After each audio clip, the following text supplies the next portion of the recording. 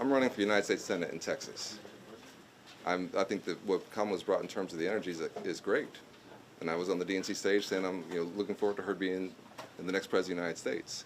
But we have a different decision here in Texas, which is who's going to serve us for the next 6 years, past the term of the next president.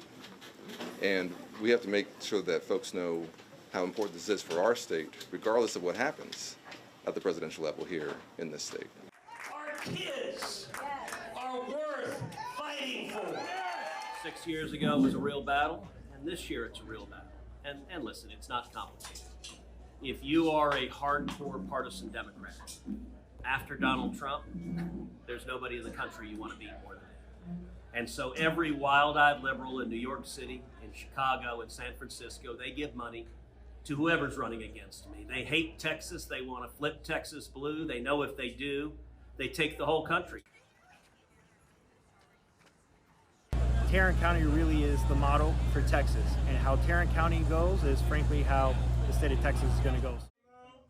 A lot of youngsters come in here and don't really know how to vote or never voted before. I just think it's up to us to be able to tell them, to inform them to vote, and also, not saying who to vote for, but at the same time, give them knowledge, what to look for. We can't take anybody for granted, and we can't think, as a black man, we can't think that, just because of who your identity is, or that anybody's just going to vote for you based on that or based on the past. You have to do the same thing we do for any group, which is make sure we meet people where they are, talk about the issues that matter, and how we want to be impactful on those issues. But to me, in this race of ours, that's what we're trying to make sure folks know, is how I'm going to be somebody who will fight for us in the Senate, whereas we've had somebody for 12 years who's only fought for himself.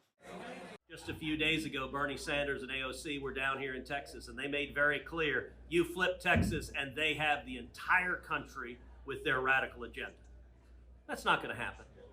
They're going to fail, but they're going to spend $100 million trying to do it. And so this was the third stop of the 52-stop bus tour. We'll be in every part of the state, from East Texas to West Texas. We'll be up in the Panhandle. We'll be down in the Rio Grande Valley. And it's all about turning Texans out to keep Texas, Texas. That's what the race is about.